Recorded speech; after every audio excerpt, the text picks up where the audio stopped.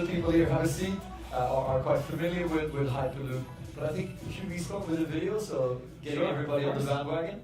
So just before that, as I was telling the guys earlier, when I first met the Hyperloop co-founder, he told me that transportation, as we know, is broken. And when he was telling me about all the hustle that we have, the pollution, the problems that we have with getting people sick because of pollution, not only that, but also how many people are dying every day in car accidents is unbelievable. And then we also see how we are still trying to get that solved and using other kinds of transportation as we have today. That was a couple of weeks ago somewhere in the world. And we still think, no, but that's not a big deal. Actually, if you go to a developed country, then we find a different situation, but we still find the same as we see there in London. Brazil, I was there right now, I'm still a little bit jet lagged, but still that's what you find everywhere. And it's funny because there are some places where we say, no, but that's a different way that we use energy. That's still a lot more environmentally friendly. There are places that they actually try to solve the problem of the metro, and it's not funny what we see every day, right? So how many people here know about the Hyperloop? Okay, good. So I'm just going to show you a little video that shows what we have been achieving, what we have been doing the past 4 years.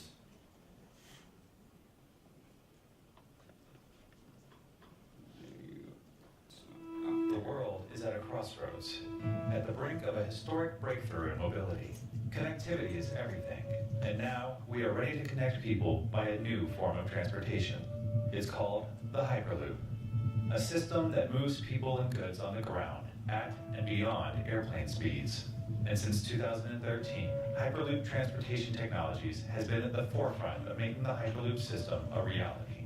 And we're building today, utilizing a combination of existing and new technologies, including vacuum systems, magnetic levitation, linear motor systems, automation, and renewable energy.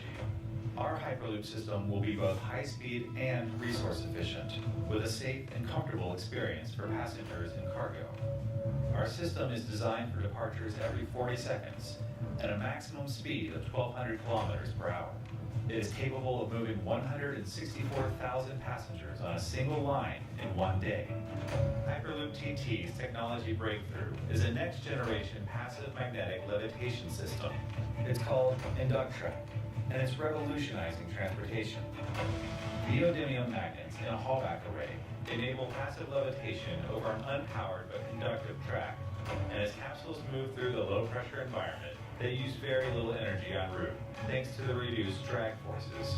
The InductTrack system was tested and validated on a full-scale passive levitation track. Hyperloop TT improved the technology and optimized it for a low-pressure environment through testing in our prototype. Beyond InductTrack, our tech has already yielded 27 patents, with further development taking place in our innovation hubs around the globe. To build this extraordinary system, Hyperloop TT has assembled an expert team of over 800 engineers, creatives, and technologists with unparalleled experience. We're also partnering and co-developing with the best companies in the world. Atkins, Airgias, Leibold, Carburas, Pacadar, Priestman Good, and Talgo are among the 40 best-in-class partners that are part of the Hyperloop TT core team. All have decades of engineering and manufacturing experience in critical industries like tunnels, tubes, aerospace, aeronautics, vacuum pumps, and pylons. The combined experience of our partners gives us the power to leverage decades of development and save millions in research. That's why our system is already feasible and insurable, according to Munich Re, the world's largest reinsurance company. The original Hyperloop company is about to bring the world closer together than ever before. Hyperloop Transportation Technologies. That's it. Go a little applause. Where are you today? As Morten said, this doesn't exist, but what exists today, and how far are you come with tests and things like that? So in the past 5 years, except for actually 5, we just had a birthday. In this past 5 years, we created over 30 patents that we are now starting to license to countries like South Korea, Germany, and the UAE. we invested and created two innovation hubs. One focused on passenger, that is in Toulouse, and the second focused on cargo and freight that we just kicked off in Brazil. And we also announced 2 months ago, as you can see in the video, the construction of the first full-scale prototype that is going to be a demonstrator of a 1.5 kilometer Hyperloop in Toulouse in France. And most recently, we signed a historical deal in the United Arab Emirates where we're going to build the first commercial line. Between... So that's, we signed with Al Ghadir, with Aldar, that is one of the biggest owners of properties and land in the UAE. And we're signing, we are creating to connect between Al Ghadir, a new property that they're developing, to Abu Dhabi. Yeah. Of course, there also there that we did during 9 extensive months. We did a full-scale full feasibility study with the government of Abu Dhabi and Atkins, where we could get to the results that is actually feasible and profitable. And how fast would it be? 1,200 kilometers per hour. So give me a sense of scale, so I can then live in Helsinki and study in Stockholm. So I mean, with that technology, the technology that we have, we can go even above 4,000 kilometers an hour. But it doesn't make any sense because About 4,000 kilometers an hour. But it doesn't make any sense because we're talking about security. In cases where we're analyzing projects like in China for the One Belt One Road project, that we could do it for over 1,000. But in most cases, it doesn't make sense to go above 1,000. So we're going for the 1,223 kilometers an hour. Yes. Yeah, and how do you think that will change sort of the world and the cities and whatever? So what would London to Paris be? It would be like so 20 minutes or something. Yeah, it's interesting this question because when we talk about this speed, the most important thing is about sustainability. Our company is focusing a lot on producing energy, so we actually produce more energy than the whole system consumes. So we can get that energy and go back to the grid of the city. That is also one of our monetization models. But when we look at routes, we first look at the habits of the people around it. And we also try to be as close as possible with the city for their master plan and what they're thinking for the future. Because we need to be considered very soon as possible, right? So we have now cities that are actually considering the Hyperloop already in their master plan for the next 20 years. And that is unbelievable. So we're focusing on routes that will give you, let's say, 15, 20 minutes back, but in the routes that you actually use for 2-3 times a day, instead of going for the long distances. So right now our focus is up to 300 kilometers. We're talking about that's what we're looking for. And what would that be then? My math is not with me. 300 kilometers. How fast would you do that? So it depends actually, because we try to go as straight as possible, but there are routes that you need some curves, sometimes extreme curves. That affects the total speed, the average speed, and affects also the size of the capsule. So, for instance, the capsule that are being built right now in Spain by Carburis, that is the same company that manufactures the structure of airplanes for many of the companies out there. We're talking about 30 people, but we could get to 40 or 50 people on a capsule. So there are routes that we're talking about that we see that would be 750, some 800, some 400. So it depends a lot. But it's kind of like a bus rather than a train, even though it's always compared to a train, right? Well, it's a capsule. It's a capsule. Yeah. Yeah, it's a capsule. We prefer to call it a capsule. Yeah.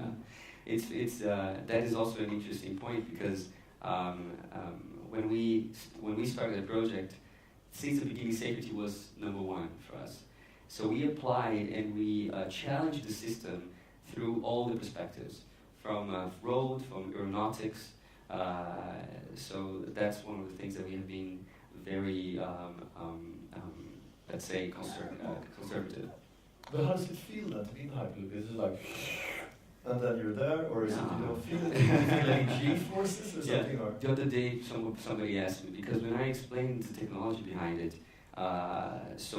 Richard Post, that worked with Einstein in the Livermore lab in LA, in the US, he created this technology called passive magnetic levitation. And when we released our white paper, right after Elon said he didn't want to, him and Michael that designed the project for the first draft, Michael joined our team and we all started. When we first released the white paper, there was a lot of scientists coming and proposing some ideas how to apply for it. And Richard was one of the first of them. And he said, you know what, I have this technology here. It's kind of, it's actually for military use that I invented, and it's applied for stabilizing bullets inside of cannons. So people are like, so that's what's going to happen to me? So that's what's going to happen? You're shooting me inside of, well, it's sort of it is.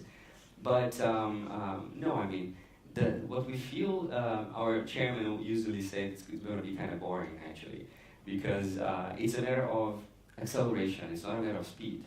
So you can go to, you can reach the speed light, and if you have enough time to wait and be patient, you won't even feel it, right? So I live in, I moved to Dubai to follow the project there in Abu Dhabi for the past 1 year and a half. And I always take the A380, and it goes to 1,000 kilometers an hour, and I didn't know. And yeah, so it's going to be very comfortable. Yeah. What are some of the things that you think will change in society if Hyperloop is widespread? Like, take it 20 years ahead in time. What are some of the things that I mean, when somebody invented the T4, then the whole cities changed, and families moved outside, and urbanization changed. What are some of the things you see will happen there? So I see way beyond the Hyperloop as a system, because the vision of the Hyperloop is to bring to humanity the most advanced mobility mode of transportation. So right now we're trying to deliver the Hyperloop, the system, but we want to make sure that we have a seamless and frictionless mobility. So when you push a button, it doesn't matter which agent will pick you up and drive you somewhere else, go into a Hyperloop tube, fly you somewhere else, and take you to where you want. And that has to be frictionless. So that's what we envision. So just to get this right, you're also seeing that you might be managing car fleets or having relationships? Or No. So our business model is one of the main reasons why we have been able to get this far. So we designed the system. We are an integrators of the technology. So as you saw, we have over 45 of the top companies that are specialized in vacuum pumps. In levitation, we already have it. But for the capsule structure, the pylons, we're not reinventing the wheel. No. So we integrate the technologies and then we license. So we don't operate at all. What could go to hell? What could go to hell? Well, I think that in many industries, a lot of things could go to hell, right? One of the things that we're looking very closely, and it has been a challenge for many of the industries that are trying to have exponential technologies, is cybersecurity. So that is one thing that we're looking very closely to make sure that this is not a big deal. Very interesting. It's going to be very interesting to follow. And for the ones that want to dig down a little bit deeper, you're also going to present upstairs at the terrace in about half hour. Here, in roughly 10 minutes, time for coffee and a leg stretcher, we're going to have the last summit, one of my favorite summits, because it's about leading digital transformation. We have top management from Spotify, and we have other interesting people coming from different industries sharing their pains and gains in digital transformation. But I've been sitting in the audience as well as a little bit up here on stage on this summit, and I learned a lot, and I got very, very inspired. So thank you, Rodrigo. Thank you, Morten, and everybody else that contributed. And thank you for being in the audience. And I hope the conversation continues outside and tonight at the bar as well. Okay, thank you very much. Thank you.